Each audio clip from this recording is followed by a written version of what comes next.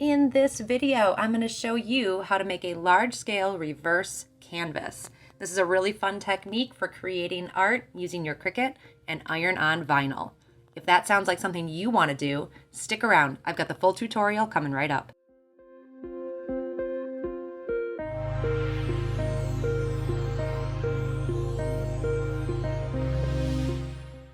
Before we jump in, let me know down in the comments, do you have a Cricut and what machine are you currently working with? For this project, you will need a stretched canvas of any size. You can pick these up at a craft store. You're also going to need some iron-on. I am using the new Smart Iron-On that is compatible with the new Maker 3 and the Explore 3. So the first thing we want to do is prep our canvas. To do this, you're going to grab a craft knife, and right along the side here on the outside of the staples, you're just going to cut the canvas away from the frame. Go all the way down and around until the canvas pops off.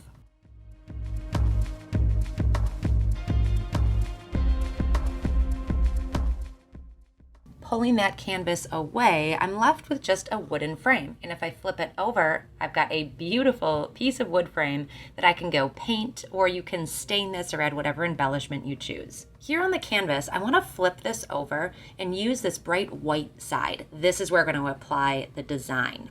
So let's head over to Cricut Design Space and start designing. Over in Design Space, I'm going to choose this potted plant image. I'm going to size it appropriately to fit my large canvas.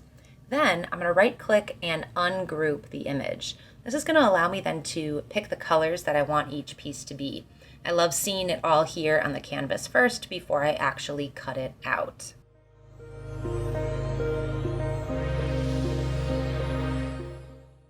Now that I've got all my colors chosen, I'm going to select Make It in the upper right hand corner.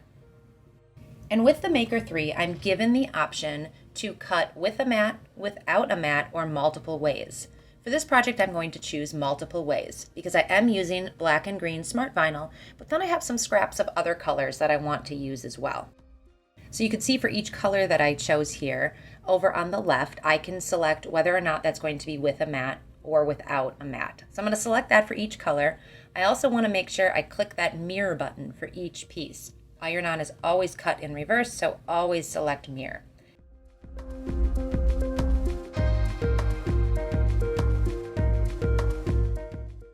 When everything's ready, I can click Continue down in the right-hand corner,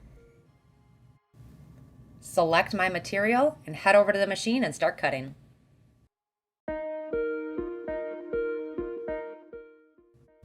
The Smart Vinyl loads in easily without a mat, and this machine cuts much quicker than previous versions. You can also still use a mat, so I have some scraps of iron-on that I also want to use in this project, so it's easy enough to put them on a mat like I have with other machines and cut here. The Maker 3 also cuts a lot faster, as you can see. Now that everything's cut, I'm just going to grab my weeding tool and weed out all of those excess pieces. If you want to make weeding a smoother, easier process, check out this video on the Bright Pad Go. It really helps in weeding intricate designs.